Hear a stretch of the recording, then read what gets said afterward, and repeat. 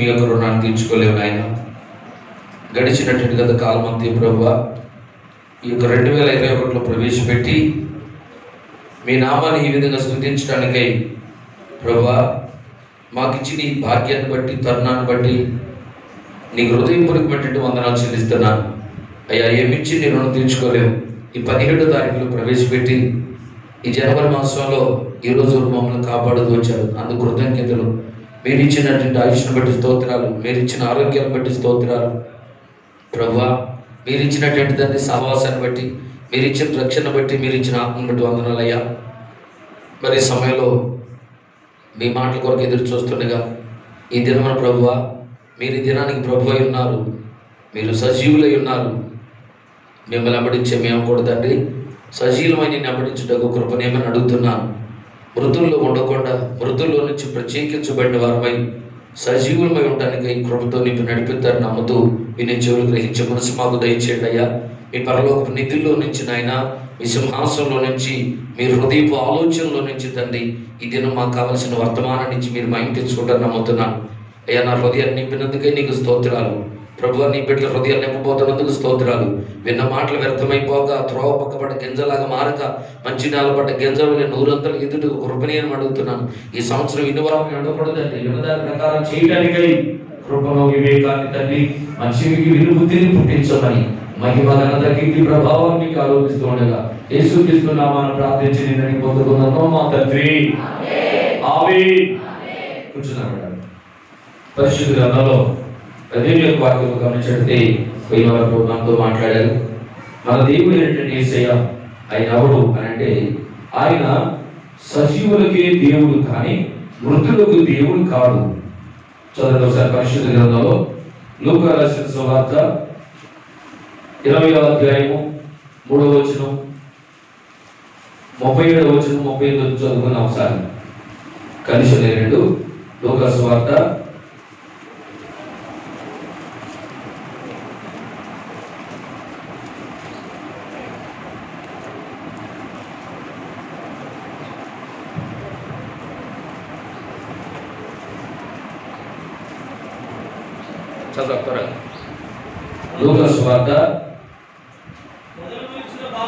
20వ అధ్యాయం 37-38 వచనాలు. పొదలకు వచ్చిన భాగంలో ప్రభు అబ్రహాము దేవుడనియు, ఇస్సాకు దేవుడనియు, యాకోబు దేవుడని చెప్పుచు మృతులు లేతురని మోషేకు సూచించిన ఆయన సజీవులకే దేవుడు గాని మృతులకు దేవుడు కాడు. హల్లెలూయా, హల్లెలూయా, హల్లెలూయా, హల్లెలూయా. నా విమోచకుడు సజీవుడు, నన్ను నడిపించును నజరేయుడు. నా విమోచకుడు సజీవుడు, నన్ను నడిపించును నజరేయుడు.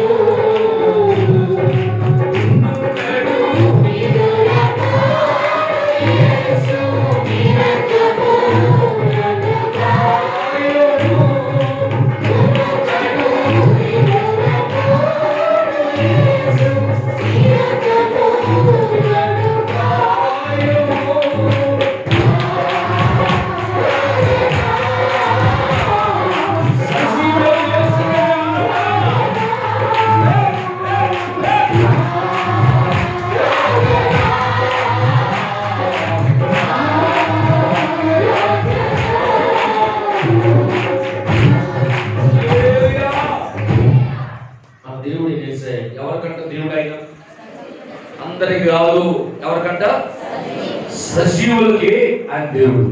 సజీవులకి నా ప్రియమైన ఎవరిని సజీవులను పిలుస్తున్నారు? బైబిల్ ఎవరిని సజీవులను పిలిచింది అని చదివితే పరిశుద్ధ గ్రంథంలో మత్తయి సువార్త 28వ అధ్యాయం 7వ వచనం. మత్తయి సువార్త 28:7. అందరు గమనించాలి. మన దేవుడు ఎవరికంట దేవుడు? ఆయన సజీవులకే దేవుడు. అయితే ఎవరు సజీవులై అంటే ముందు మృతుల్లో నుంచి లేచిన వారిగా మనం ఉండాలి. చెప్పండి, ఏమవ్వాలంటే మృతుల్లో నుంచి లెగవాలి, మృతుల్లో నుంచి ప్రత్యేకించబడాలి. మృతుల నుంచి ప్రత్యేకించబడిన వాళ్ళనే, ప్రత్యేకించబడి సజీవుడైనటువంటి దేవుణ్ణి వెంబడించగలిగే వారే, వాళ్ళని సజీవులను పిలుస్తున్నారు. చదువుదాం సార్. త్వరగా వెళ్ళి ఆయన మృతులలో నుండి లేచి ఉన్నాడని ఆయన శిష్యులకు తెలియజేయడు. చెప్పడం భయపడతాం. వేసినామని మన కొరకై మృతుల్లోంచి తిరిగి లేచి యేసుకే మహిమ కలుగునుగాక, మన ధరణి యేసుకే మహిమ కలుగునుగాక, సజీవుడైన యేసుకే మహిమ కలుగునుగాక. హల్లెలూయా. ఎక్కడి నుంచి అంటే ఆయన మృతుల్లో నుంచి తిరిగి లేచాడని శిష్యులకి త్వరగా వెళ్ళి చెప్పండి. మీరు త్వరగా వెళ్ళి చెప్పండి. ఎవరికి? ఆయన మృతుల్లో నుంచి లేచాడు. హల్లెలూయా, హల్లెలూయా. యేసు మృతుల్లో నుంచి లేచాడు కనుక ఆయనని మరణం ఆపలేదు, సమాధి ఆయనను ఆపలేదు, మరణం ఆయన బంధించలేకపోయింది. ఈరోజు మరి మనము యేసుని వెంబడించే ప్రజలమేనా? నిజంగా ఆయన మనకు దేవుడు ఉంటాడా? యేసు ఎవరికి దేవుడిగా ఉంటుందంటే సజీవులకే ఆయన దేవుడు. నీవు సజీవుడు అయితే, సజీవురాలు అయితే మనం ఎలా ఉన్నాం? మనం ఎలా నడుస్తాం? ఈ భూమి మీద ఉన్నప్పుడు ఎలాగో యేసుని వెంబడితే మనం సజీవమో అలా వెంబడిస్తున్నామా లేదా? కనీసం ఈ సంవత్సరం సరే మనం ఆయన ఆ విధంగా వెంబడించాలని దేవుడు మనకి భాగ్యాన్ని ఇచ్చాడు. సజీవులు యేసుని వెంబడిస్తారు. యేసుని వెంబడించేవారు మరి యేసు విషయమై దేవదూత ఏమని చెబుతుందంటే ఆయన 3వ రోజు లేస్తానని చెప్పిన ప్రకారంగా తిరిగి లేచాడు. లేచిన తర్వాతకి ఆయన చూద్దామని చెప్పి మరి మగ్దలేని మరియా, మరి మరొక మరియా అనబడుతున్న సలోమి గారు, కొంతమంది స్త్రీలు సమాధి దగ్గరకు వచ్చారు. చూద్దాం, సమాధిని చూసిపోదామని. వారు సమాధి దగ్గరకు రాగానే అప్పటికే సమాధి ఖాళీగా కనబడుతుంది.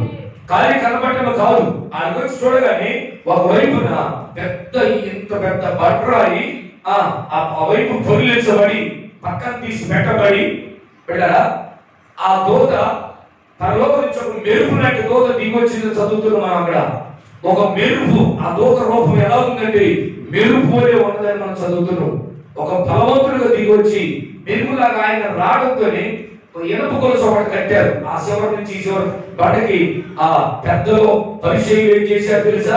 యేసు 3వ రోజు లేస్తానని చెప్పాడు కాబట్టి లేస్తాడేమని చెప్పి గొలుసులు కట్టేసి, గొలుసులు బిగించి బండకేసి దానికి ముద్ర వేశారు, సీల్ చేసి పెట్టారు సమాధిని. అయితే ఆయన చెప్పినట్టుగానే బలిష్ఠులైన దూత, మెరుపు లాంటి దూత ఆ ప్రత్యక్షం కాగానే ఆ ఇనప గొలుసు ఎక్కడికక్కడ కరిగి ఊడిపడ్డాయి. అయితే అది కరిగి ఊడిపడినట్టు నేటి కూడా మరి గొలుసుని వైపుకి ఆ రాతి మరి ఒక ఊరు బెచ్చ కొట్టి దాంట్లో గొలుసు బిగించారు. అది బిగించబడిన స్థలాన్ని గమనిస్తే అంత కరిగి ఊడిపడినట్లు ఉంది నేటి కూడా. గమనించాలి. అలా ఆ దూత దిగొచ్చిన తర్వాతకి ఆ బండపై కూర్చుంటే వీళ్ళు వెళ్ళగానే ఆ దూతం చూసి గడగడగా వణికిపోతున్నారు మరియమ్మ, మరియా, మరి మరొక మరియా, యోహానా, ఆ సూసన్న లాంటి తల్లి అన్నారు. ఈ భయపడిపోతున్నప్పుడు దూత చెప్పిన మాట ఏంటంటే భయపడకుడి, ఇదిగో రండి, యేసు లేచినట్టండి, మన యేసు పడుకున్న ఖాళీ స్థలాన్ని చూద్దురు రండి అని చెప్పి వాళ్ళ లోపలికి తీసుకెళ్ళి యేసు ఎక్కడ పడుకొని లేచాడో ఆ స్థలాన్ని చూపించింది. అది ఖాళీగా ఉంది. ఆయన లేడు, ఆయన చెప్పినట్లు ఇప్పుడు చదువు 7వ వచనం. త్వరగా వెళ్ళి ఆయన మృతుల్లో నుండి లేచి ఉన్నాడని ఆయన శిష్యులకు తెలియజేయుడి. హల్లెలూయా, హల్లెలూయా. ఆయన మృతుల్లో లేడట, మృతుల్లో నుంచి లేచాడు. ఈ విషయం శిష్యులతో చెప్పండి, మీరు త్వరగా వెళ్ళిపోయి అని దూత చెప్పినప్పుడు వాళ్ళు అప్పుడు ఆ మాట తీసుకొని వస్తున్నారు. ఈ మాట ఎవరు చెబుతున్నారంటే పరలోకం నుంచి దిగొచ్చినటువంటి దేవుని యొక్క దూత. అంతేకాదు శిష్యులు కూడా మరి ఆ రాత్రి ఆ రోజు సమాధి కాపలాగా ఉన్నటువంటి కాపలాదారులు కూడా ఊర్లో కూర్చొని ఇదే మాట చెప్తే వాళ్ళు ఏం చేశారు తెలుసా? శాస్త్రుల పరిచయాలు మీరు లేచారని చెప్పాలని వాళ్ళకి అంత డబ్బు ఇచ్చి అబద్ధం చెప్పమన్నారు. చదువున్నాను ఒకసారి.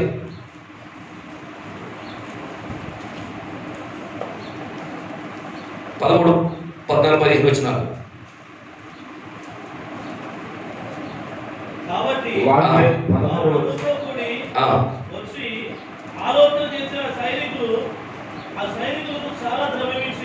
సైనికులకు చాలా ద్రవ్యమిచ్చి మేము నిద్రపోతుండగా అతని శిష్యులు రాత్రి వేళ వచ్చి అతను ఎత్తుకొని పోయారని చెప్పండి. అర్థమైందండి మీకు ఈ మాట? ఏం చెప్పంటారు? చెప్పాలి మేము. వాళ్ళు చెప్తున్నారు, అయ్యా వాళ్ళందరూ అక్కడే ఉన్నారు, నిద్రపోలా. ఉదాహరణకి వాళ్ళు చూడు, అబద్ధం కూడా అతకల. అబద్ధం ఆడితే కూడా కొన్నిసార్లు అతుకుద్ది అంటారు, కొన్ని మాత్రం అతకదు.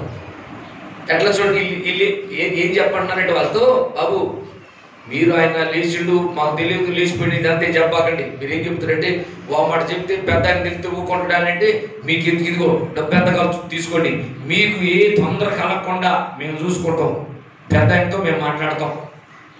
మరి ఏం చెప్పాలి అడిగిన వాళ్ళకి? మీరు ఏం చెప్తారంటే, మేము నిద్రపోతున్నప్పుడు ఆయన శిష్యులు వచ్చి ఎత్తుపోయారో చెప్పండి.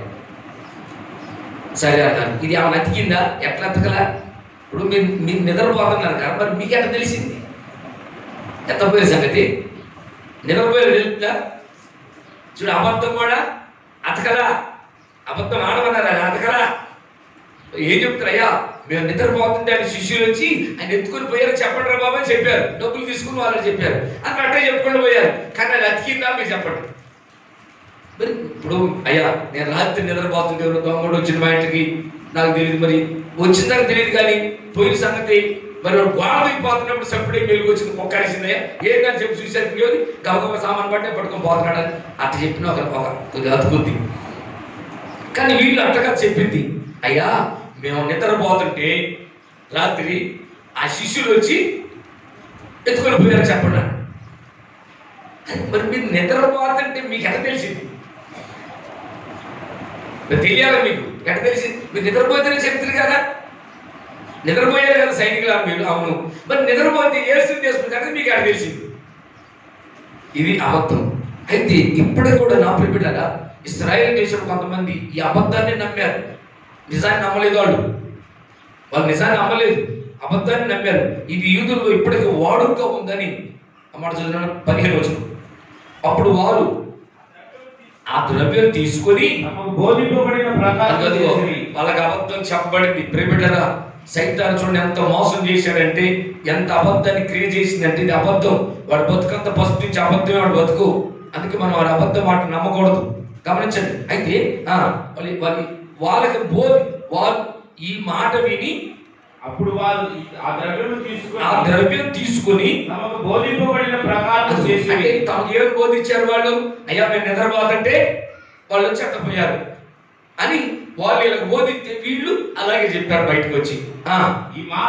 ఈ మాట యూదులలో వ్యాపించి నేటి వరకు ప్రసిద్ధమై ఉన్నది. ఏ మాట? మేము నిద్రపోతుంటే ఆయన శిష్యులు వచ్చి ఎత్తకపోయారు. నిజమే, అబద్ధాన్ని నమ్మారు కానీ వాళ్ళు.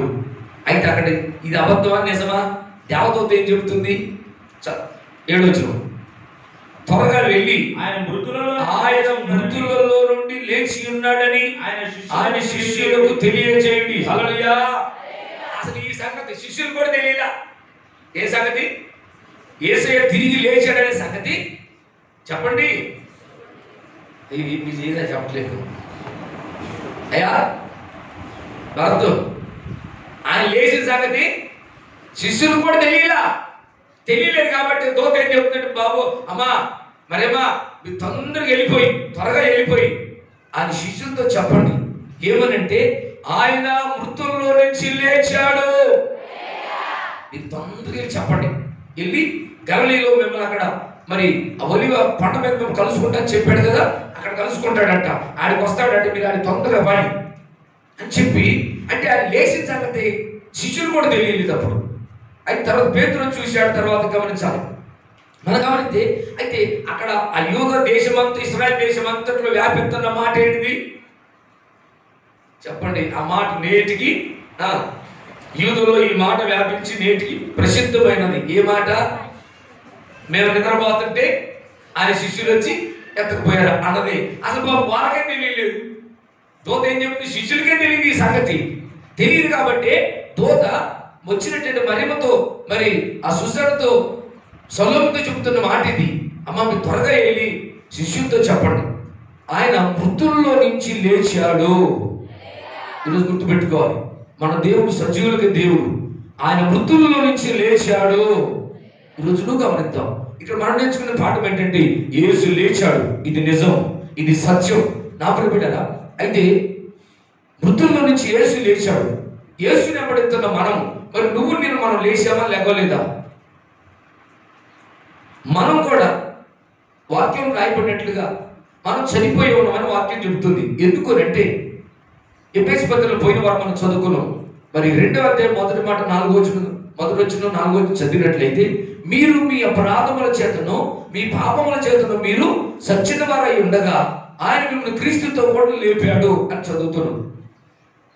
చూడండి బిడ్డలా, క్రీస్తుతో కూడా మనం లేపాడని చదువుతున్నాం. అంటే మనం ఎలా మృతులు ఎలా ఉంటారంట? మీరు మీ పాపముల చేతను మీ అపరాధముల చేత మీరు సచ్చిన వారై ఉండగా అని చదువుతున్నాం. అంటే ఏ వ్యక్తి అయితే ఇంకా పాపంలో ఉంటాడో, ఏ వ్యక్తి అయితే ఇంకా లోక సంబంధమైన ఆశల్లో ఇరుక్కుపోయి ఉంటాడో, ఏ వ్యక్తి అయితే ఈ జీవన సంబంధమైన వ్యాపారంలో, ఈ జీవన సంబంధమైన పోరాటాల్లో ఇరుకును పడిపోయి ఉంటాడో, అనగా మరి ఇది లేకపోతే నేను బ్రతకలేను, ఇది లేకపోతే నేను ఉండలేను, ఇది తినకపోతే నేను బ్రతకలేను, ఇది అవసరం, ఇది కావాలి అని భూ సంబంధమైన వాటిలో దేనిలో నువ్వు ఇంకా ఇరుకును పడిపోయినవు అది జ్ఞాపకాన్ని తెచ్చుకో. నా ప్రియబిడ్డరా, నువ్వు ఇంకా ఈ లోక సంబంధమైన వాటి మీదనే నీ మనసు ఉన్నది అంటే, లోక సంబంధమైన వాటి మీద నువ్వు ఆశ కలిగి ఉన్నావంటే, నువ్వు ఇంకా మృతుల్లో నుంచి లేగలేదు, నువ్వు మృతుల్లో నుంచి బయటగా ప్రభు చెబుతున్నాడు. మీరు మూర్ఖులకి తరం వరకు వేరై రక్షణ పొందమన్నాడు. వేరైతే ప్రత్యేకించబడిన వ్యక్తివి అనగా మృతులు అంటే ఎవరు అక్షరార్థంగా చచ్చిపోయి సమాధులు పెట్టిన వాళ్ళ సంగతిగా చెబుతుంది. ఇక్కడ బ్రతుకున్న వాళ్ళు కూడా యేసయ్య మృతులు అని పిలిచాడా పిలవలేదా? మత్తయి సువార్త 8:21 మత్తయి సువార్త 8:21 చూడండి ఒకసారి. యేసు అతన్ని చూచి నన్ను వెంబడించుము, మృతులు తమ మృతులను పాతి పెట్టుకొని నిమ్మని చెప్పాడు. చూడండి బిడ్డరా, శిష్యులు ఆయన వెంబడిస్తున్నారు. ఒక ఆయన వచ్చి, యేసు ప్రభు నీతో పాటు వస్తున్నాడు. ఈలోపు ఇంటి దగ్గర నుంచి కబురు వచ్చింది. ఏమని, బాబు మీ నాన్న చనిపోయాయా, భూస్థాపన చేయాలంటారా, పిలుస్తున్నారు, నేను మీ అమ్మలు చెప్తున్నారని చెప్పాను. అంటే ఆయన చెప్పాడు, ప్రభు ఒకసారి ఇంటికి వెళ్ళిపోయి మరి మా నాన్న చనిపోయారంటయ్యా, భూస్థాపన చేసి వస్తాను అని అన్నాడు. అంటే నాకేం చూడాలి, పంపిరా? ఆఖరి చూపు కన్నతండ్రి కూడా చూసుకోవాలని వద్దా? చెప్పండి రా, మీరు కూడా ఎవరైనా మరి మీ పిల్లల్ని కొంతమంది బిడ్డలు మన నాకు అప్పగిచ్చారు, మరి మీకేం అర్జెంట్ ఆపత్తి చెప్పండి, నేను పంపిపోతే మీరు ఏమంటారు చెప్పండి. యేసు ప్రభువు ఏమన్నారు తెలుసా? బాబు నువ్వు బావద్దు, మృతులు తమ మృతుల్ని పాతి పెట్టుకున్నాము, నువ్వు మాత్రం నమ్మడించాడు. కన్న తండ్రి అంటే ఆఖరి చూపయమయ్యా. ఒక్కసారి ఇంక మళ్ళీ చూద్దామా? శబరిమల చూద్దాం మనం, ఇంకా చూడ మట్టిలో పెడతారు, మట్టి అయిపోద్ది, ఒక్కసారి చూసి వస్తారయ్యా అంటే ప్రభు ఏమో తెలుసా? బాబు నువ్వు వెళ్ళద్దు, మృతులు తమ మృతులు పాతి పెట్టుకుంటారు, నువ్వు నన్ను వెంబడించాడు. మీరు చెప్పండి ఒకసారి ఈ మాటకి. మేము అట్లా అంటే మీరేమంటారు? అసలు అయ్యారు అసలు మనిషేనా? అసలు ఆయన మనిషేనా? ఏంటి నేను కన్న తండ్రి నాక చూపుకన్నా ఒక్కసారి చూసుకోవద్దా? కన్న తండ్రిని ఏమన్నా ఒకసారి చూసుకోవద్దా? నా ప్రియబిడ్డరా, మూర్ఖులకి తరం వరకు వేరవ్వాలి. తల్లి అయినా, తండ్రి అయినా, కొడుకు అయినా, బిడ్డ అయినా, అక్క అయినా, చెల్లి అయినా, ఎవరైనా సరే మార్పు చెందలేదంటే, మారు మనసు పొందలేదంటే అది అధ్యాయం మరి పైన ప్రభు వారు, అయ్యా మరి మీ అమ్మను మీ సహోదరులు వచ్చారు నీకోసం అక్కడ నిల్చున్నారంటే, ఎవరు నా తల్లి, ఎవరు నా సహోదరులు? ఇదిగో ఈ నా తండ్రి చిత్తం నెరవేర్చు వారందరూ వాళ్ళే నా తల్లి, నా సహోదరులు అన్నాడు. అంటే నమ్మి బాప్తిస్మం పొంది యేసు వెంబడించే వారే నిజమైన క్రైస్తవులు. మనకు బంధువులు ఎవరంటే క్రైస్తవులకి రక్త సంబంధులు కాదు. రక్త సంబంధులు ఒకరోజు మన శత్రువులుగా మారుతారు. వాక్యాన్ని బట్టి ఎవరంటే మనకు బంధువులు, దేవుడి చిత్తం నెరవేర్చేవారు, నమ్మి బాప్తిస్మం పొంది దేవుని యొక్క ఆజ్ఞలు నెరవేర్చేవారు. వాళ్ళది కులమైనా, ఏ మతమైనా, ఏ వర్గమైనా, తక్కువ కులమైనా, ఎక్కువ కులమైనా ఎవరైనప్పుడు కూడా మన బంధువులు ఎవరంటే, మన రక్త సంబంధులు ఎవరైనా చెప్పండి, యేసు రక్తంతో కొనబడిన వారే మనకు బంధువులు. హల్లెలూయా. హై క్యాస్ట్ కావచ్చు, తక్కువ కావచ్చు, లో కావచ్చు, అడుగులు కావచ్చు, పిచ్చికాడు కావచ్చు, దరిద్రుడు కావచ్చు, ఎవరయ్యా మన బంధువులు అని చెప్పండి. యేసు రక్తంతో కొనబడిన వాళ్ళని యేసయ్య చెబుతున్నాడు. చదువుతున్న మాట ఒకసారి అమ్మా. మత్తయి సువార్త 12వ అధ్యాయం 12:48. మత్తయి సువార్త 12:48. అందుకు ఆయన ఈ సంగతి చెప్పిన వారిని చూచి ఏం చెప్పిండు చదువు అసలు అది కూడా పైకి చదువు. ఆయన జనసమూహంలో ఇంకా మాట్లాడుచుండగా ఇదిగో ఆయన తల్లియు సహోదరులను ఆయనతో మాట్లాడ పాపం చాలా అయితే మీటింగ్ అంటాడు పోతాడు, ఇంటికి రావట్లేదు, కలవట్లేదు మధ్య. అప్పుడంటే దొండపాట్లు ఉండ కాబట్టి గబగబా వచ్చి కలిసిపోయాడు. ఇప్పుడు దొండపాట్లు ఉండలేదంటే నన్ను పంపించారంట సేవకి, కలవట్లేదు సరిగ్గా, స్వామి పంపించారు కలిసి వద్దాం ఒకసారి అని చెప్పి అనుకొని వచ్చాడంట. పాపం చాకులు కలిసి వద్దాం, సాహసుకోవడానికి వచ్చిండంట మన అబ్బాయి, పోయి కలిసి వద్దాం అని చెప్పని వచ్చారు. పాపం వచ్చి మరి వచ్చిన రాకపోతే కలిసి జరిగిందిగా, రాకపోతే కనపడుతుందిగా, బయట అక్కడే ఉన్నట్ట ఆడుండి కంపెనీ చేశారు. అయ్యా మేమను చదవండి. అప్పుడప్పుడు ఇదిగో నీ తల్లియుని సహోదరులను నీతో మాట్లాడవాలని నిలిచి ఉన్నారని వాళ్ళు అంటే ఏం జరుగుతుంది ఆడ చెప్పాలి మీరు. అది ప్రార్థనే జరిగేది, ప్రార్థనే కాదా? అరే మీ అబ్బాయే బాధకడా ఆడ, నీ కొడుకే పోదు ఇద్దరినే. తల్లికి 2 మాటలు ఇంటే పోయింది, ఏడ నిలబడతాట వచ్చి చెప్పండి. ఇట్లా అంటాం తల్లి ఏం పిలుస్తాడండి వచ్చి ఎక్కడో నాకెందుకులే మాకు కాదు చెప్పేది, ఆయన వాళ్ళకే మాకు కాదు అన్నట్టుగా వెలుపడ నిలుచున్నారంట. ఎవరి మార్పు వచ్చి కాస్త ఏడప ముందు కూర్చొని 4 మాటలు వినపోయారా?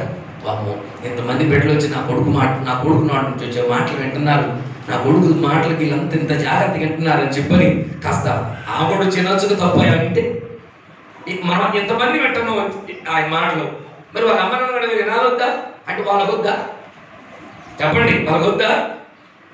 బిడ్డారా వద్దు, వాళ్ళు మేము ఎట్టే బతుకుతాం అయ్యా, నేను నీ బాగా నువ్వు చేసుకో.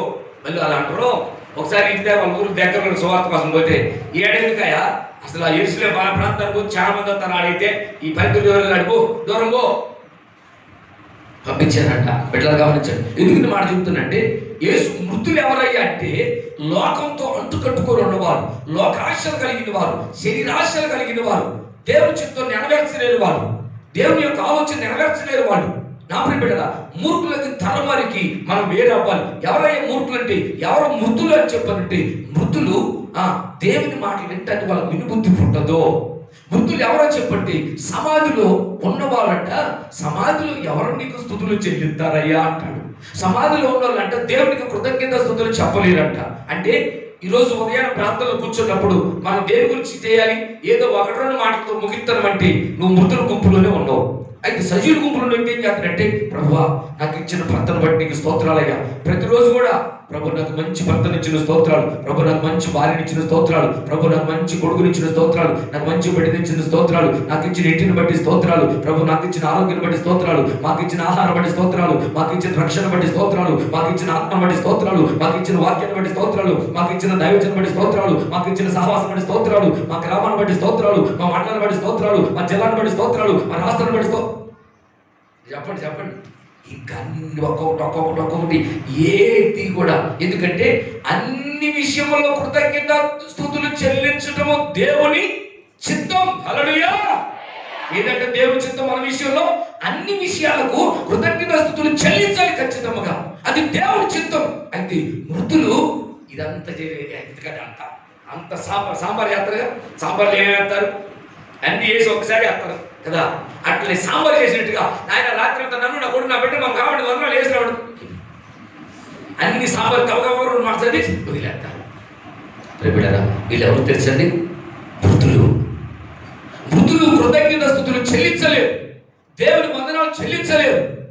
అప్పుడు బిడ్డ కృతజ్ఞత స్తుతులు అంటే అయ్యా దైవజెండ అమ్మ ఏంటి ఈ నెలలో ఈ వారంలో మా ఇంట్లో ప్రార్థన పెట్టాలయ్యా, ప్రార్థన దేనికమ్మా టైం లేదు ఇప్పుడు కుదరదు, ఎట్లాగా నీళ్ళు చేయండి అయ్యా ఒకరోజన్నా. ఎందుకు? దేవుడు కరోనాలో నన్ను నా భర్త నా కొడుకు నా బిడ్డలను ఎంతో కాచిండయ్యా. ఏమివ్వగలం? ఈ సంవత్సరం ఉన్నామంటే ఆయనకి ఎంతో మేము కృతజ్ఞలో ఎంతో రుణపడి బ్రతకాలి. సంఘంతో ఆయన చేసిన వెళ్ళి పంచుకుందాం ఆశపడుతున్నానయ్యా. సంవత్సరం ఎంతో ప్రమాదం ఎదురైంది, నా కుటుంబంలో ఎంతో ఇబ్బంది ఎదురైంది. నా భర్త కరోనా అనుకున్నాం, నాకు కరోనా అనుకున్నాం అయ్యా, నా పిల్లలకు అంటుంది అనుకున్నాం. ఎంతో భయపడ్డాము. ఈ సంవత్సరం 2020 సంవత్సరం భయపడుతూ వచ్చినాం అయ్యా. మేము గడగడగలాడుతూ వచ్చినాం అయ్యా.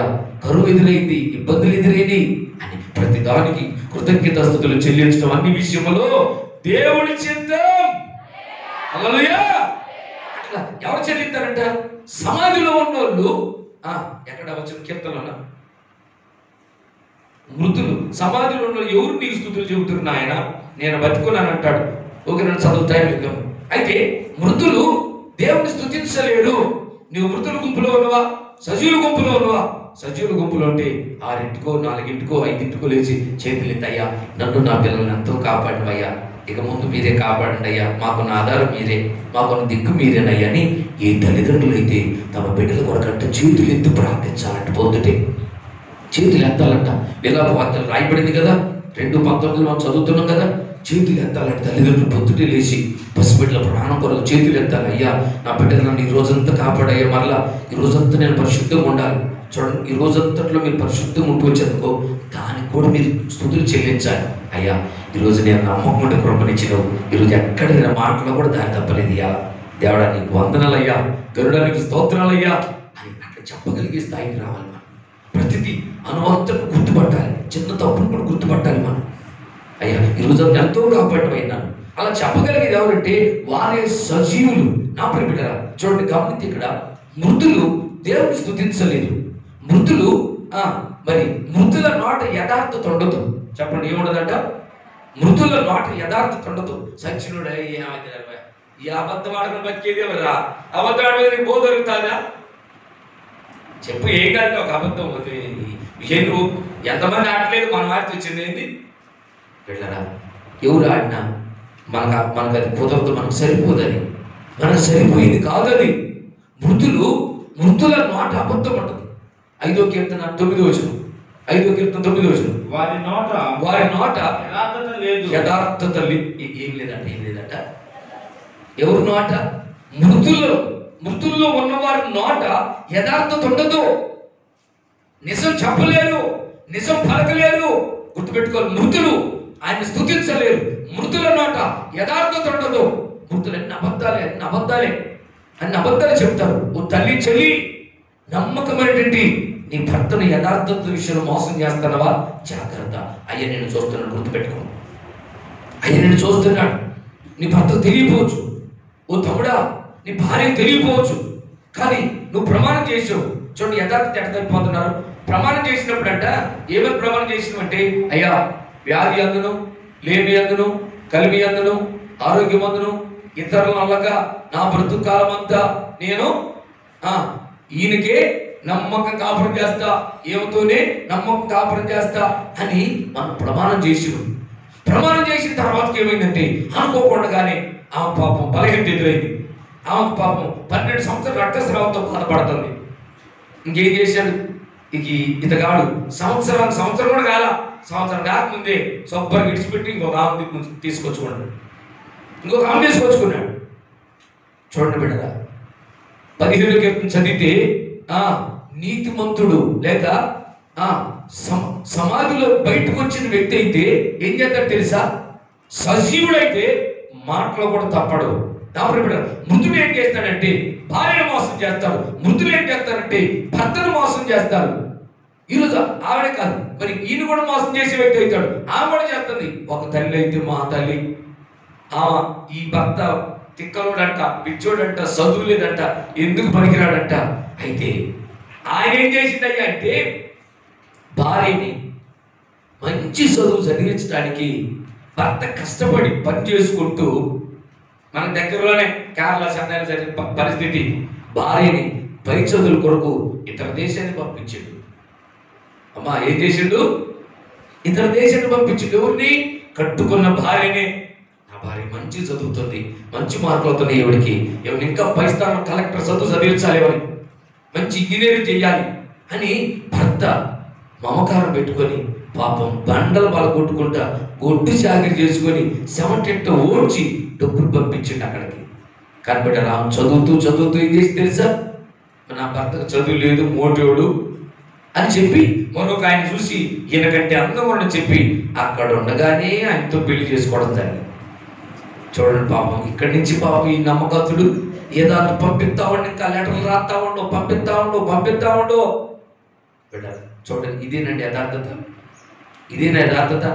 నా ప్రియ బిడ్డరా, యథార్థత అంటే అది కాదు. వేషధారివా యథార్థవంతుడువా? వేషధారి అయితే మృతులు, యథార్థవంతుడైతే సజీవుడు. అతను ఏం చేస్తాడు తెలుసా? భార్య చనిపోయిన సరే, భర్త చనిపోయిన సరే ప్రమాణం చేశాను, ఇతరులను చెయ్యి పట్టుకోనని చెప్పాను, ఇతరుల వలనని చెప్పినా ఇంక నేను చస్తే ఇంత చస్తా. మరొక పెళ్లి చేసుకోవడం అనేది కూడా కరెక్ట్ కాదు. ఒకళ్ళు యవనస్తులైతే, యవన జీవితంలో పిల్లలు లేకపోతే ఉండలేని పరిస్థితి అయితే తల్లిదండ్రులతో పెద్దలతో మాట్లాడుకొని పెళ్లి చేసుకోవడం ధర్మం.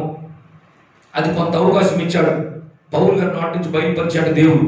నా పిల్లలు గుర్తుపెట్టుకోండి, ఒకవేళ వయసు పడిన వ్యక్తి పిల్లలు కలిగిన తల్లి అయితే ఇంకా ఆశించొద్దు. ఎందుకంటే ప్రమాణం చేసినావు. ఈ ప్రమాణం ఎటుబాద్ది? భర్త చనిపోయింది కాబట్టి ప్రమాణం ఉండదు, నా ఇష్టం. ఇంకా భార్య చచ్చిపోయింది కాబట్టి నా ఇష్టం, నేను ఆడం జరగవచ్చు, ఇంకెవరైనా చేసుకోవచ్చు. తమ్ముడా చెల్లి నువ్వు చేసుకోవచ్చు, కానీ ఒకటి గుర్తుపెట్టుకో, ఆ రోజు నువ్వు ఏమైనా సాక్షి ప్రమాణం చేశావు? బ్రతుకు కాలం అంతట్లో వ్యాధి ఎందును, మరణమందును, లేమి ఎందును, కలిమి ఎందును, మరణ సంగతి కూడా చెప్పి నువ్వు గుర్తుపెట్టుకోండి. మీరు మరణ సంగతి కూడా చెప్పిను. మరణమందు కూడా అంటే ఆయన చనిపోయినా నేను ఇంకొకరిని ఆశించడం, నేను చచ్చిపోయినా ఆయన ఇంకొక ఆమెని ఆశించకూడదు అంత అర్థం. దీన్ని మర్చిపోయి, దీన్ని మంట కలిపి, దేవుని యొక్క ఆజ్ఞను మంట కలిపి తమ సొంత చిత్తం నెరవేర్చుకున్నారు ఈ రోజు. ఎవరంటే వాళ్ళే మృతులు. మాట తప్పుతారు, మాట నిలబెట్టుకోలేరు, మాట కట్టుబడలేరు. ఇంకా ఇక్కడ మూతాలు అంటాడు ఆయన, ఇంకా జగపెట్టలు ఎక్కడో ఉంటాడు. అబద్ధాలు కల్పిస్తారు, మోసం చేస్తుంటారు, కట్టుకున్న భర్తను, కట్టుకున్న భార్యను మోసం చేసి బ్రతుకుతారు. నా ప్రియబిడ్డ ఒకసారి ఆలోచించండి, నువ్వు మృతురాలువా సజీవురాలువా?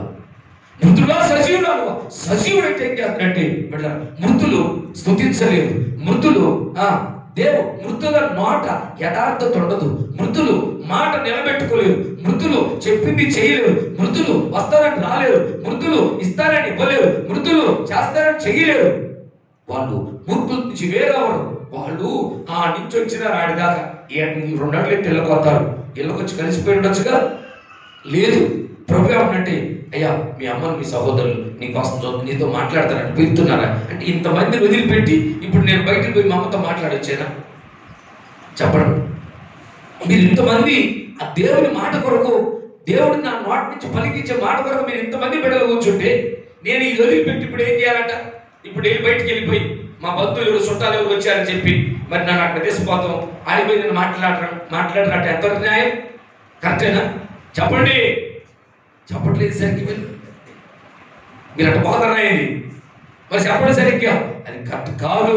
కారణం ఏంటంటే చెప్పండి, అందుకే ఆయన అన్నాడు, వాళ్ళు కూడా వచ్చి కాసేపు 30 నిమిషాలు బాగుంటుంది, అయిపోద్ది. మరి వాళ్ళు కూర్చొని చిరిపోద్ది ఎనొచ్చు మాటలు లేదు. మృతులకి ఈ మాటలు వినబుద్ధి కాదు, ఇక్కడ రాలేరు, ఇక్కడ ఉండలేరు. మనకెక్కలేడు, ఆడబోతున్నాడు అక్కడ, ఆడిపోతారు. మీరు వల్ల కలిసారా? మీరు అలా దూకారా? మీరు ఆ ముఠాలు కలిశారా? ఎక్కడంట మీరు వాళ్ళని కలిశారు? మీరు ఎసిగలు పోతున్నా పెట్టలేరా? గమనించండి, యేసు ప్రభు ఏం చెప్తున్నట్టే, కులం పేరు ఎత్తేవాడు మృతుడు. కులం గురించి ఆలోచించే వ్యక్తి మృతులు, సజీవులు కాదు వాడు. అందుకే క్రీస్తుతో కూడా లేపడం. ఇప్పుడు మృతులంటే కులం గురించి వాళ్ళ పార్టీ పిచ్చి ఉంటుంది, కులం పిచ్చి ఉంటుంది, ఇంకేముంటుందండి, ప్రాంతం పిచ్చి ఉంటుంది, లోకంలో ఆస్తులు, లోకంలో ఆశ్రమైన పిచ్చి ఉంటుంది.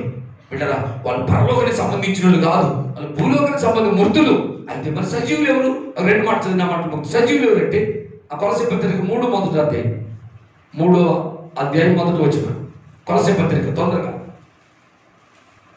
కొలసీలకు రాసిన పత్రిక 3వ అధ్యాయం. క్రీస్తుతో కూడా లేపబడిన వారైతే, బైబిల్ చూడాలి, సైతాన్ మోకాలు చూడండి, నాకు తలపైకి ఎత్తండి, ఇందుకు వేసుకోవాల్సి ఉంది. చదువున్నాను. మీరు క్రీస్తుతో కూడా లేపబడిన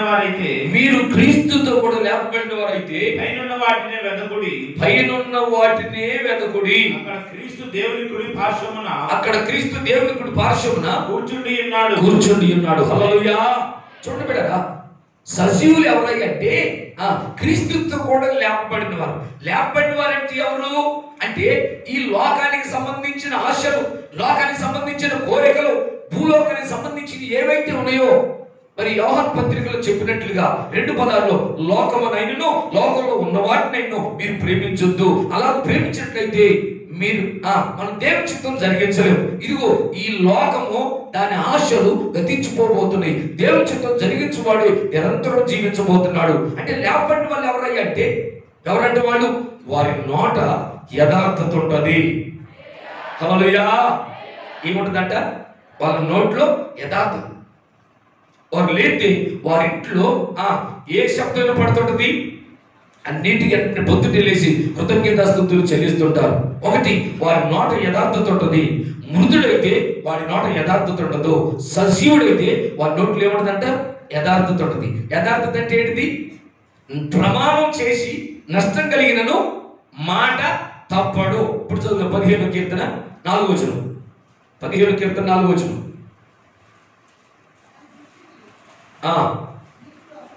అతని దృష్టికి నీచుడు అసహ్యుడు. కీర్తన గ్రంథము 15వ కీర్తన 4వ వచనం చదువుతున్నా. అతని దృష్టి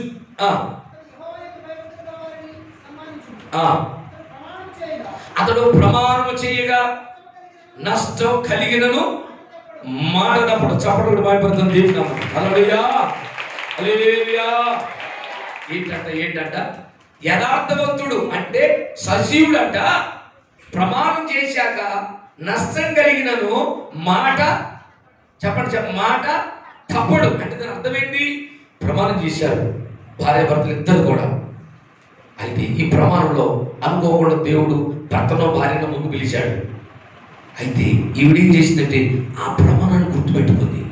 నేను ఆ రోజు నా భర్త విషయం ఇద్దరు అగ్గిని సాక్షిగా ప్రమాణం చేశావు. అయితే నేను ఇంకా ఎవరికి నా చెయ్యవను. నేను బ్రతికితే చచ్చిపోతే చచ్చిపోతా. మరి నీ భర్త లేదు కదా, మేము అవసరాలు కదమ్మా, పెళ్లి చేసుకోవచ్చు అంటే లేదు నేను ఆ రోజు ఒక ప్రమాణం చేసినాను. ఏమి నీతండి, ఏమి యథార్థత చూడండి. మీ ఆయన లేడుగండి, మీ ఆయన లేడుగా, మీ ఆవిడ లేదుగా, తమ్ముడా చెల్లి, యథార్థత, మంచితనం, మర్యాద, భయము, భక్తి కలిగి ఉండాలి. మనుషులు చూడకపోవచ్చు, దేవుడితో మాట ఇచ్చినాను. నీతిమంతుడు మాట కట్టుబడతాడండి. మాట కట్టుబడతాడు. అతను మాటలు యథార్థవంతుడు, సజీవుడు కనుక మాటల్లో కూడా తప్పిపోడు. కనుకనే దేవుడు కూడా అంట రేపు తీర్పు తీర్చబోతున్నాడు తెలుసా? నీ నోటి మాటను బట్టి. చెప్పండి, దేన్ని బట్టి అంట? నీ నోటి మాటను బట్టి. అంటే యథార్థవంతుడు నోట యథార్థమైన మాటలు వస్తాయి, మృతుల నోట మరి వంకర మాటలు వస్తాయి. అందుకే యేసువారు మత్తయి సువార్త 12:36లో ఏం చెబుతున్నారు? మనుషులు పలికే వారి నోటి మాటను బట్టి తీర్పు. మత్తయి సువార్త 12:36.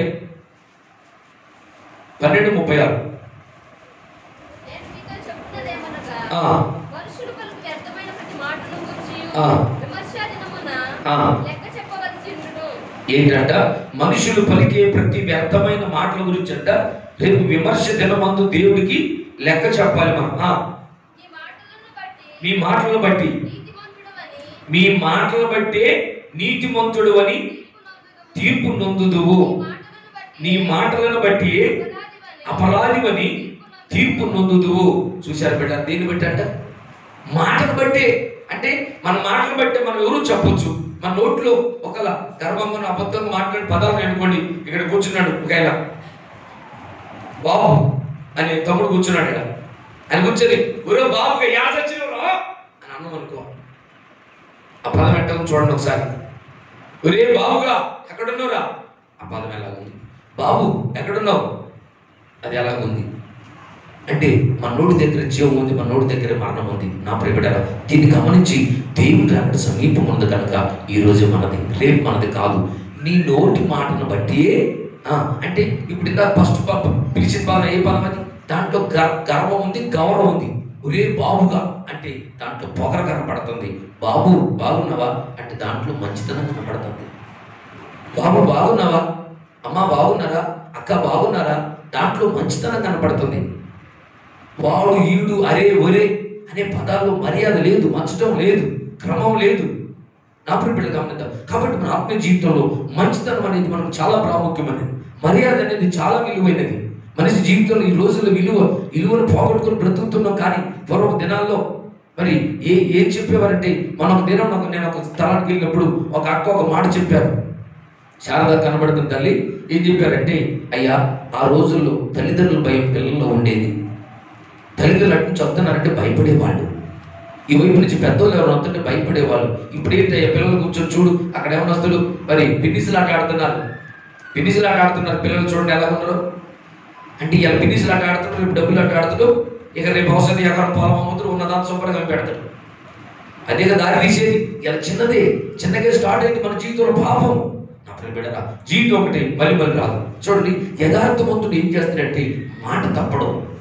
యథార్థవంతులు మాట నీతి నిలబడతారు, నీతిగా మాట్లాడతారు. వాళ్ళ మాటలు, నీ నోటి మాటలు బట్టే దేవుడు తీర్పు తీరుతాడంట రేపు. కాబట్టి నీ మాటలు యథార్థత ఉందా? నీ మాటలు నమ్మకత్వం ఉందా? నీ మాటలు మంచితనం ఉందా? అరే ఊరే అని పిలిచే పదాలు, గర్వంగా తల్లిదండ్రులు లెక్క చేయని స్వభావం మనలో ఉండకూడదు. బిడ్డ, ఎప్పటికైనా దేవునికి వాక్యానికి భయపడదాం. కాబట్టి చూడండి, సజీవుడు ఎవరంటే యథార్థంగా మాట్లాడే వ్యక్తి.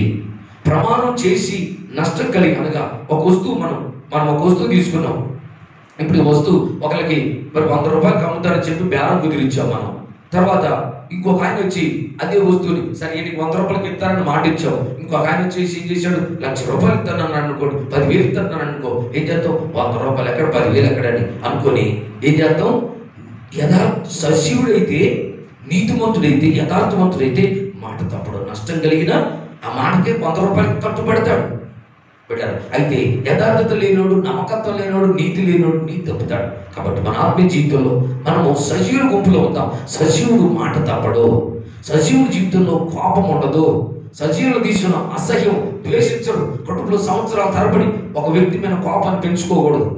ఒక వ్యక్తి మీద పగ పెంచుకోకూడదు. సంవత్సరాల తరబడి, నెలల తరబడి ఉండకూడదు. ప్రభు చెప్పాడు, ఇదిగో నీకు ఎవరి మీద లేదు కోపం, నీ మీద ఎవరికైనా కోపం ఉందేమో మొదటకి వెళ్ళి నీ అర్పణ అక్కడ పెట్టి, నువ్వు ప్రార్థన చేస్తున్నావు ఉదయం సాయంత్రం, నీ ప్రార్థన అక్కడ పెట్టి వెళ్ళిపోయి సమాధానం పెట్టమంటున్నాడు దేవుడు.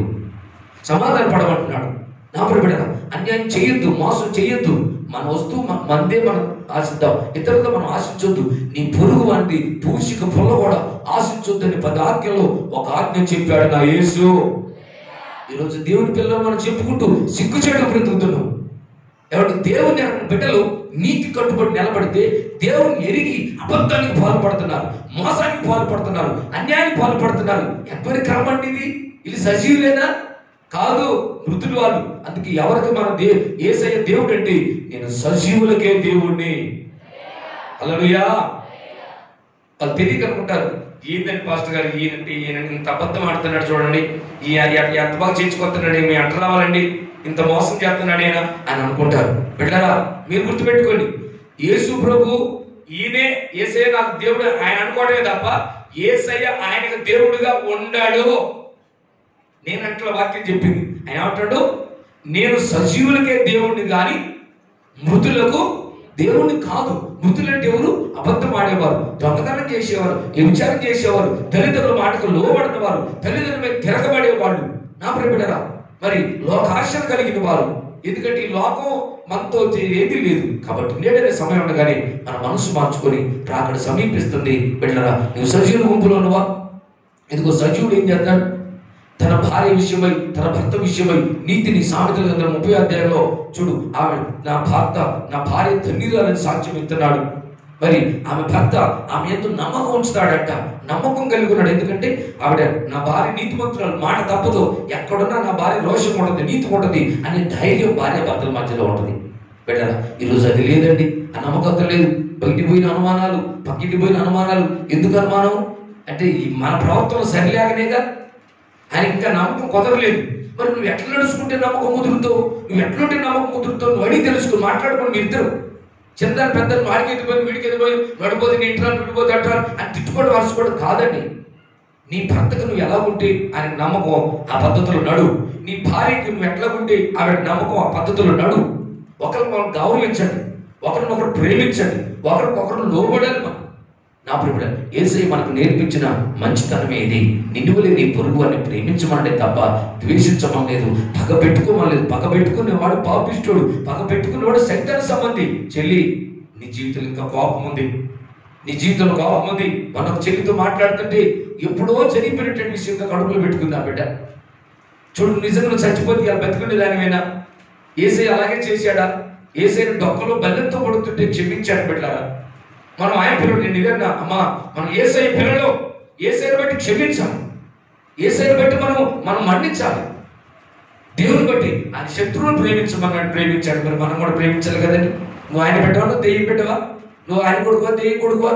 ఆలోచించుకొని నీళ్ళని సమయం ఉండగానే ఈ 2021 సంవత్సరం దేవుడు మనకి ఎందుకు ఇచ్చాడంటే మనకు నచ్చినట్లు చెడు మార్గాల్లో నడవమని కాదు, ఓ మంచిగా మనసొన్న మనుషుల్లాగా జీవించమని, మానవత్వం మనుషుల్లాగా బ్రతకమని దేవుడు మనకి సమయం ఇచ్చాడు. కనుక ఈ 2021లో మంచిని సంపాదిద్దాం, సజీవుల గుంపులో ఉందాం, మృతులుగా ఉండొద్దు. మృతులకు దేవుడు కాదు, ఆయన సజీవులకే. ఎవరు సజీవులు అంటే ఇదిగో లోకంలో ఉన్న వాటిని ప్రేమించని వారు. బిడ్డరా, పూర్వ దినాల్లో ఏం చేసేవారు తెలుసండి? ఎవరికైనా భోజనాలు పెడితే ఎత్తిని చాట దించకుండా భోజనం పెట్టేవారంట. కొంతమంది ముత్యాల రాజావారు భోజనం పెట్టేవారంట. ఎట్లా? వారం రోజులు భోజనాలు పెట్టేవారంట. బిడ్డరా, ఈ రోజుల పరిస్థితులు అంటే రూపాయి అన్యాయం కట్టుకుని తాగుతున్నాం తప్ప 10 మందికి పంచి పెడతాను మనసు కలగట్లేదు. మనమని పక్క వ్యక్తి ఆకలితో బాధపడతాను చూస్తూ పోతున్నారు తప్ప అతను కొంచెం పెడదాని ఆలోచన రావట్లేదు. అలా మంచితనమే రేపు మనతో వచ్చేది ఏంటంటే మన మంచి దాన్ని చేసి దేవుని రాజ్యాన్ని స్వతంత్రించుకుందాం. సజీవులు ఎవరంటే దేవుని చిత్తం నెరవేర్చేవారు, దేవుని ఆజ్ఞలు గుర్తుపట్టి వాటిని నెరవేర్చేవారు, వాటిని గుర్తుపట్టి నెరవేర్చి దేవుని రాజ్యాన్ని స్వతంత్రించుకుందాం. ప్రభు మాటలు దీవించుగా మోకరించండి.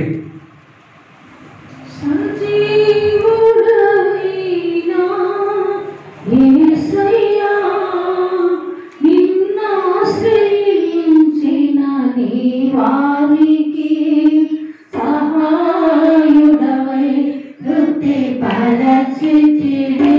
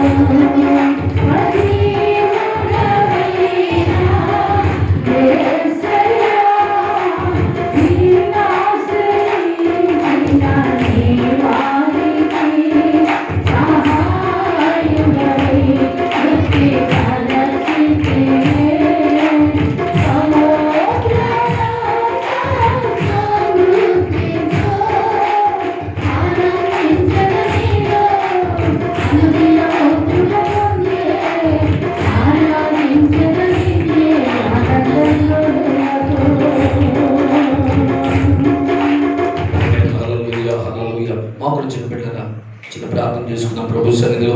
ప్రభు ఇంతవరకు మనల్ని పోయినటువంటి సంవత్సరం అంతట్లో కాపాడి ఈ 2021లో ప్రవేశపెట్టి ఈ యొక్క జనవరి మొదటి మాసంలో ఈ 17వ తారీఖు వరకు మన తన కృపలో భద్రపరిచి కాపాడుతూ వచ్చినందుకై హృదయపూర్వకంగా మన ప్రభు యేసుక్రీస్తు నామమున స్తోత్రిద్దాం.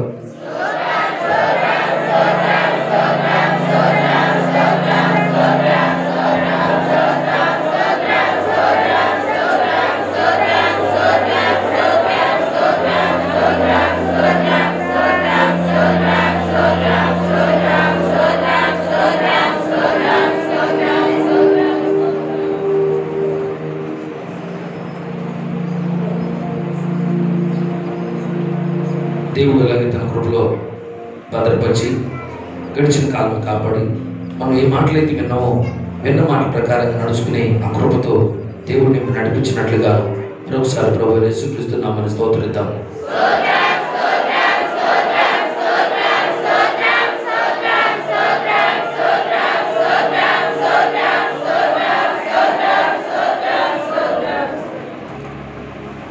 అలాగే మన మధ్యలో గతపోయినటువంటి సంవత్సరం నుంచి కూడా మనం ప్రార్థన చేస్తున్నాం. మన సహోదరులు మరి ఎస్ఐ గారి కుటుంబం అనగా కమలాకర్ గారిని బట్టి, తల్లి మరి మంగమ్మ గారిని బట్టి, వారు ప్రేమించి ఇచ్చిన కుటుంబీకులు మరి మన మధ్యలో సహోదరి శారదక్క మన మధ్యలో ఉన్నారు. అక్కను బట్టి, సుందర గారిని బట్టి, వారు ప్రేమించి ఇచ్చిన కుటుంబాన్ని బట్టి, పిల్లలను బట్టి, మరి అమ్మను ప్రేమించి ఇచ్చినటువంటి మగవారు ప్రేమించి ఇచ్చిన కుటుంబీకులందరూ మారు మనసు పొంది రక్షణ పొందినట్లుగా, అలాగనే మన సహోదరులు ఇంకా సావాసన సన్నిధిలో రాక ఉన్నటువంటి బిడ్డలు కూడా ఉన్నారు. మరి సుదర్శన్ గారిని బట్టి, వారి కుటుంబాలను బట్టి, డాక్టర్ గారిని బట్టి బిడ్డలందరూ రక్షణ మార్గంలో ఇది ఫలించినట్లుగా దేవుని రాకడ సమీపంగా ఉన్నది. అలాగే మరి మనము మందిరానికి కనుక సభలకు స్థలం విషయంలో మరి వారితో మాట్లాడిన ఆ విషయంలో దేవుడు తన ఉద్దేశం నెరవేర్చినట్లుగాను ఎంతో మందికి గత కాలంలో మన ఊరికి, స్థలానికి, ప్రాంతానికి మరి కమలాకర్ గారు ఎస్ఐ గారు వచ్చినప్పుడల్లా కూడా పేదలందరూ వెళ్ళి బిడ్డలకు సహాయం చేస్తూ వచ్చేవారు. ఎంతో మంచి పేరు కలిగిన కుటుంబం.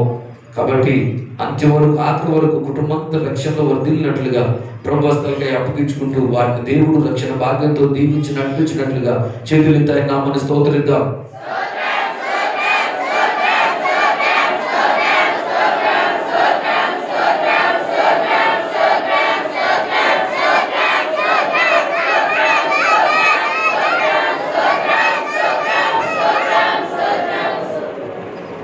అలాగే ప్రియబిడ్డలారా, సహోదరులు మరి విద్యాసాగర్ గారి యొక్క కుమారుడు కొరకును మరి మంచి ఆరోగ్యం ప్రభు దయచేసినట్లుగా, మరి కమలాకర్ గారి యొక్క పిల్లలందరూ కూడా రక్షణ మార్గంలో వర్ధిల్లినట్లుగా మరొకసారి కుటుంబాన్ని బట్టి, అమెరికాలో ఉన్నటువంటి మరి చిన్న సహోదరులను బట్టి, వారి కుటుంబాన్ని బట్టి కూడా ప్రభుత్వానికి అప్పగించుకుంటూ యేసయ్య నామమున స్తోత్రిద్దాం. స్తోత్రం స్తోత్రం స్తోత్రం స్తోత్రం స్తోత్రం స్తోత్రం స్తోత్రం స్తోత్రం స్తోత్రం. అలాగే మరి యొక్క దండుపాడు గ్రామానికి, ఈ యొక్క ఎస్సీ కాలనీ ప్రాంతంలోని పరిచర్య అంతా, ఈ ప్రాంత ప్రజలందరికీ, చుట్టుపక్కల గ్రామాల మరి ప్రజలకును దేవుడు చెప్పాడు, మీరు ఈ లోకానికి వెలుగై ఉన్నారని చెప్పాడు. కనుక మరి మనము వెలుగ్గా ఈ ప్రాంత ప్రజలందరినీ సహవాసాన్ని వెలుగ్గా మార్చి సంవత్సరంలో మరి ప్రభు తన ఆలోచనతో నడిపించినట్లుగా, మాదిరిగా నడుచున్నట్లుగా, మర్యాదగా, ఓ పద్ధతిగా, ఓ క్రమంలో ప్రతి బిడ్డలో నడుచుకునే ప్రాంతం అంతట్లో దేవుని యొక్క ఆత్మ సంచారం జరిగి వినయంతో, విధేయతో తల్లిదండ్రులు గౌరవించే బిడ్డలుగా మంచి చదువులు చదువుకోవాలని, మంచి స్థాయికి ఎదగాలని, ఉన్నత విద్యను అభ్యసించాలని ఒక ఆశ, వాంఛ, వైరాగ్యం, ఒక రోషం, పట్టుదల ప్రతి బిడ్డలలో, యవన బిడ్డలలో కలుగునట్లుగా ప్రభుతో నింపి నడిపించమని ప్రభువు యేసయ్య నామమున స్తోత్రిద్దాం.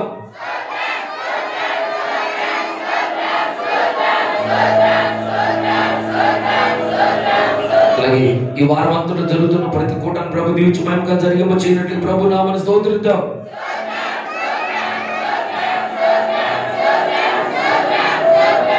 అలాగే మన యొక్క గ్రామాన్ని బట్టి, గ్రామం ప్రతి కుటుంబాన్ని బట్టి, ఏ కుటుంబంలో ఆకలితో బాధపడుతున్నారో, ఈ సంవత్సరం పొలాల పండుగ బాధపడుతున్నారో, ఎవరు అప్పుల పాలై వేదన పడుతున్నారో, భార్య భర్తల మధ్య సమాధానాలకు బాధపడుతున్నారో, ఎందరో భర్తలు తాగుతున్నారని, భార్యలు వ్యభిచరిస్తున్నారని, ఎందరో కుటుంబాల్లో నెమ్మది లేకుండా ఉన్నారో, పిల్లలు చదివించలేని స్థితిలో ఉన్నారో, నిరుపేదలుగా ఉన్నారో, అనాథలుగా ఉంటున్నారో, కొడుకులు చూడలేని తల్లులు ఎంతో మంది ఉన్న రోడ్ల పక్కన పడుతున్నారు. అటువంటి అనాథలైన తల్లులకును, అనాథలైన పిల్లలకును దేవుడు దయ చూపినట్లుగా ఈ పరిచర్యలో మరి ఒక అనాథాశ్రయమని స్థాపించి, వృద్ధాశ్రయమని స్థాపించి అనేక మంది వృద్ధులకి, ఇంకా కొంతమందికి మనం సహాయం చేయగలుగుతున్నాం. వారికి కాక మరి ఎక్కువ మందికి మరి మనం సహాయం చేయనట్లుగాను, ఇంకా ఆ ప్రాంతాలలో ప్రభు కొరకు మరి అనాథాశ్రయాలు నిర్మించబడినట్లుగా, మరి ఈ ప్రాంతంలో నిరుపేదల కొరకు, వృద్ధుల కొరకు ఒక ఆశ్రమముగా మరి మనం కొంత స్థలం తీసుకుని దాంట్లో ఏర్పాటు చేయాలని ఆశపడుతున్నాం.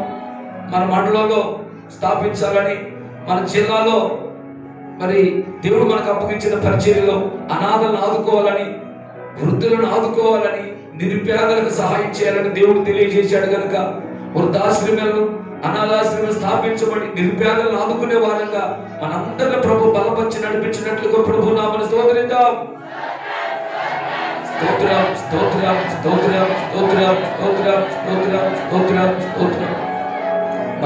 మన కష్టంలో మన మొక్కలు తిని సంతోషపడక పొరుగు వారికి కూడా మన పక్క వారికి అనాథలకి ఒక ముద్ద అన్నం పెట్టే విధంగా ఒక జత బట్టలు పెట్టే విధంగా మనం ఉండినట్లుగాను ఆ మంచి మనసుతో ప్రభువుని నడిపించినట్లుగాను ప్రియమైన మన గ్రామాన్ని, మన మండలాన్ని, మన జిల్లాను, మన రాష్ట్రాన్ని, మన దేశాన్ని పరిపాలిస్తున్న పెద్దలను, అధికారులను, మంత్రులను, ప్రధానులను, మోడీ గారిని, అలాగే మరి చంద్రశేఖర్ గారిని, అలాగని మరి జగన్మోహన్ రెడ్డి గారిని, చుట్టుపక్కల రాష్ట్రాలను పరిపాలిస్తున్న పెద్దలందరికీ మంచి ఆలోచన జ్ఞానం ఇచ్చి అమెరికా అధ్యక్షులను పడుతున్న వారిని ప్రభు జ్ఞాపకం చేసుకుని ఆయన ఆలోచన నడిపింపచేయమని ప్రభు నామమున స్తోత్రిద్దాం. అయ్యా మా అధికారులు దీవించయ్యా, పోలీస్ డిపార్ట్మెంట్ దీవించండి అయ్యా, రెవెన్యూ డిపార్ట్మెంట్ దీవించండి అయ్యా, అయ్యా కలెక్టర్ ఆఫీస్ పనిచేసి వారిని జ్ఞాపకం చేసుకోండి అయ్యా, ఎక్కడ మోసాలు జరగొద్దయ్యా, అన్యాయం జరగొద్దయ్యా, కనికరించండి దేవా. స్తోత్రం స్తోత్రం స్తోత్రం స్తోత్రం. అలాగే ప్రపంచ దేశాలు కరోనాతో వణికిపోతుండగా దేవుడు కరోనా నుంచి విడిపించి కరోనా కాక మరికొన్ని వ్యాధులు సంభవిస్తుండగా చాలా మంది సంవత్సరంలో ప్రిపడరా అగ్ని ప్రమాదాలు ఆగుతయ్యారు. ఎన్నో అడవులు తగలబడిపోతూ వచ్చినాయి. భూకంపాల వల్ల ఎంతో మంది నశించిపోయారు. నేటి కూడా నశించిపోతూనే ఉన్నారు. తుఫాన్ల వల్ల ఎంతో మంది నశించిపోయారు. వరదలు ఉద్రవించి ఎన్నో గ్రామాలు నేలమట్టం అయిపోయినాయి. ఎన్నో ప్రమాదాలు ఈ సంవత్సరంలో, ఎన్నో రకరకాల యాక్సిడెంట్, విమానాలు కూలిపోయి ఎంతో మంది బిడ్డలు చనిపోతూ వస్తున్నారు. దేవుడు బిడ్డలందరూ ఆదరించినట్లుగా, అలాంటి యాక్సిడెంట్ జరగకుండా కాపాడినట్లుగా, రక్షణ పొందినట్లుగా కృపణీయమని, రకరకాల వ్యాధులతో బాధపడే వారందరినీ కూడా విడిపించినట్లుగా కృపణీయమని ప్రభుత్వాలకు అప్పగించుకుంటూ కాపాడమని యేసయ్య నామమున స్తోత్రిద్దాం.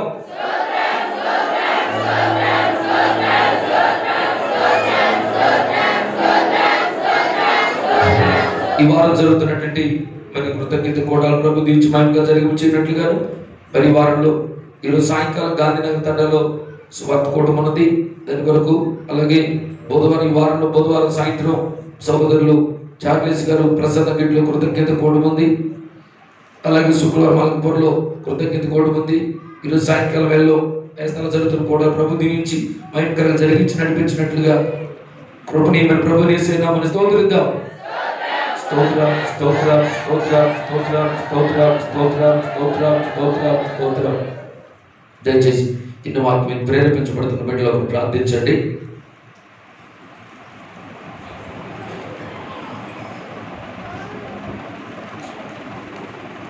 ప్రేమస్వరూపైన మా పరలోకపు తండ్రి, ఈ పరిశుద్ధమైన నామానికి నిండు హృదయపూర్వకమైన వందనాలు చెల్లిస్తున్నానయ్యా. ఏమిచ్చి మీరు రుణం తీర్చుకోలేవు నాయన. గడిచిన కాలం అంతా నీళ్ళు భద్రపరిచి కాపాడుతూ వచ్చారు. ఈ వేళ కూడా తండ్రి మమ్మల్ని దర్శించి ఈ దినం మీరు నాయన లూకా సువార్త నుంచి 20వ అధ్యాయం నుంచి ప్రభు అయ్యా మరి మత్తయి సువార్త నుంచి దాన్ని మీరు మాట్లాడుతూ వచ్చారు. సజీవులకి ఆయన దేవుడు అని రాయబడింది. అందరూ అనుకుంటున్నారు మా దేవుడు, నా దేవుడు, నా దేవుడు అనుకుంటున్నారు. కానీ ఆయన మీరు చెబుతున్నారు నేను సజీవులకే దేవుడును. అయితే మృతులకు నీవు దేవుడు కాదని చెప్పారు మీరు. మృతులంటే ఎవరంటే తమకు తాము సంపాదించుకుని, తమకు తాము జీవించి, తమ బ్రతికించుకుంటూ ఎదుటి వారి క్షేమాన్ని చూడకుండా, మంచిని ఆలోచించకుండా జీవించే వారందరూ మృతులు. నా ప్రియబిడ్డరా, మృతుల గుంపులో ఉన్నవా, సజీవుల గుంపులో ఉన్నవా? నా యేసయ్య మృతులకు దేవుడు కాడు. మృతులు అంటే అబద్ధం ఆడేవారు, దొంగతనం చేసేవారు, సినిమాలు చూసేవారు, తల్లిదండ్రుల మీద తిరగబడేవారు, తల్లిదండ్రులకు లోబడిన వారు, సాక్ష్యాన్ని కాపాడుకోలేని వారు, యథార్థత లేనివారు, నమ్మకత్వం లేనివారు, స్తుతించలేని వారు, ప్రార్థించలేని వారు, వీళ్ళంతా మృతులండి. భార్యను లెక్క చేయరు, భర్తను లెక్క చేయరు, గౌరవం లేదు, మర్యాద లేదు, మంచటం లేదు. మృతులు. నీకు దేవుడు కాదు. నువ్వు అనుకోవటమే యేసు ప్రభు నా దేవుడు అని. నువ్వు మందిరానికి పోయినా, చర్చికి పోయినా ఆయన నీకు దేవుడుగా ఉండడు. నీలో అన్యాయం ఉంది, నువ్వు ఇతరులను మోసం చేస్తున్నావు.